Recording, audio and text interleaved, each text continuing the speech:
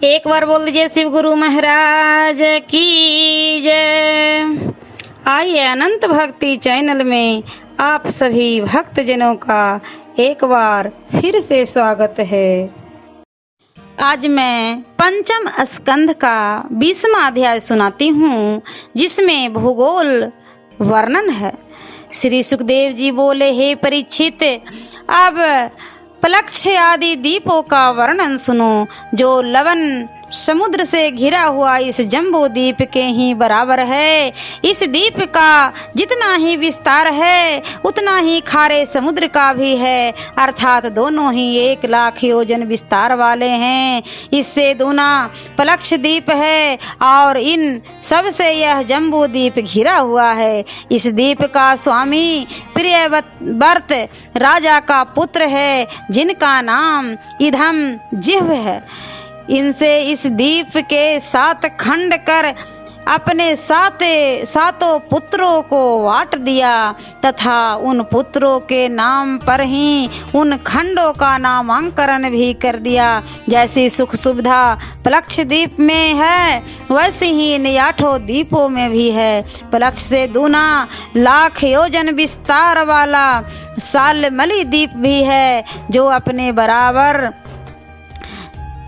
सुरा के समुद्र के घिरा हुआ है। इस सलमली द्वीप में प्लक्ष वृक्ष के समान विस्तार वाला सेमल का वृक्ष है, यानी सालमली का वृक्ष है, जिनके ऊपर भगवान के वाहन गरुड़ जी का घोंसला है, जिसमें बैठे हुए गरुड़ भगवान वासुदेव की स्तुति किया करते हैं।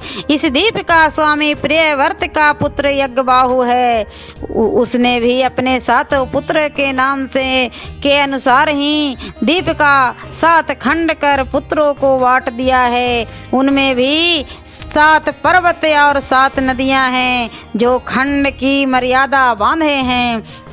यहाँ वेद मंत्रों से चंद्रमा की आराधना होती है। सुरा समुद्र के बाहर 8,00,000 योजन विस्तार वाला कुश नामक द्वीप, जो घी के समुद्र से घिरा हुआ है, जिसका स्वामी प्रियव्रत राजा का हिरण्यरेता नामक पुत्र हैं। उनसे भी इस द्वीप के 7 भाग करके अपने 7 बेटों को बांट दिया है, और बेटों के अनुसार ही उन खंडों के नाम हैं। यहाँ अग्नि के उपासना होती है, और यहाँ कुशल, कोविद, अभियुक्त और कुलक नाम वाले 4 वर्ण के लोग निवास करते हैं। हे राजन, कुश द्वीप की भांति क्रौंच द्वीप भी 7,00,000 योजन विस्तार वाले क्षीर समुद्र में घिरा है, जिसमें क्रौंच नाम का एक बड़ा पर्वत है, जो पहले स्वामी कार्तिकेय की शक्ति से कटी भाग में फूटकर फिर समुद्र द्वारा रक्षित हुआ था। और क्रौंच का स्वामी प्रियव्रत राजा का धीर्त पृष्ठ नामक पुत्र है। उसके 7 खंड कर अपने 7 बेटों को बांट दिया है, जिसमें पुरुष, कर्मशः, द्रविण और देवन नाम के 4 वर्ण के लोग वास करते हैं, और जो जल देवता के पूजक हैं। इसी प्रकार क्षीर समुद्र के बाहर शाक द्वीप है, जो 32 योजन विस्तार वाला है, और जो मट्ठे के समुद्र से अवशेषित है। वहाँ शाक नामक एक सुगंधित वृक्ष है, जिसकी सुगंधी समस्त द्वीप को सुवासित करता रहता है। उस द्वीप का राजा प्रियव्रत का मेधातिथि नामक पुत्र है। इसने भी उस द्वीप के 7 खंड कर अपने पुत्रों को बांट दिया। इन खंडों के निवासी पवन देव के उपासक हैं। इसी दधी समुद्र के बाहर 64,00,000 विस्तार से पुष्कर द्वीप है, जो मीठे जल के समुद्र से आवेष्टित है। इस द्वीप का स्वामी राजा प्रियव्रत का पुत्र वितिहोत्र है, और इसने भी उस द्वीप के 7 खंड कर अपने पुत्रों को बांट दिया है। जहाँ के लोगों ब्रह्म के उपासक हैं। हे परीक्षित, यह तो भूगोल का वर्णन है, अब खगोल का वर्णन सुनो। मानसोत्तर पर्वत और मेरू पर्वत के मध्य जितना अंतर है, 1,57,50,000 योजन इतनी ही धरती शुद्ध जल वाले समुद्र के उस पार है।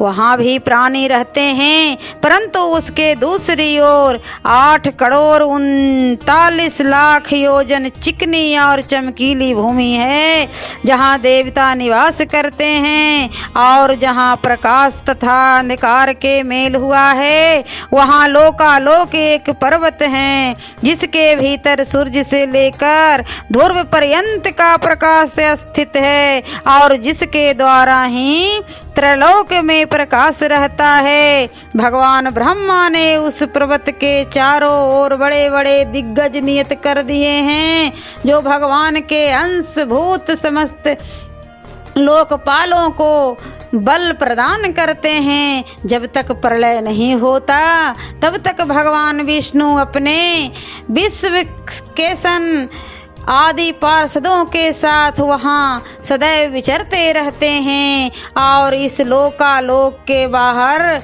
ब्रह्मांड प्रतिदिन दिशा में 25-25 करोड़ योजन है। इन अचेतन खंडों में भी सूर्य की गति है और इसी से सूर्य को मार्तंड कहा जाता है तथा सूर्य सोने के अंड से उत्पन्न हुए हैं। इस कारण इनका नाम हिरण्यगर्भ भी है। आकाश, स्वर्ग, पृथ्वी, दिशा, वैकुंठ, मोक्ष, नरक और रसातल आदि का विभाग सूर्य ही से है। सूर्य ही इसके अधिष्ठाता हैं। ओम नमो भगवते वासुदेवाय नमः।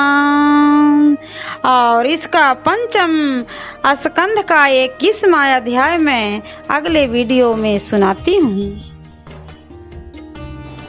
ऐसे ही मनोरंजक कथाएं, कहानियाँ और भक्ति गीत सुनने के लिए हमारे इस चैनल अनंत भक्ति को सब्सक्राइब करें और वीडियो अच्छी लगी हो तो लाइक का बटन जरूर दबाएं। धन्यवाद।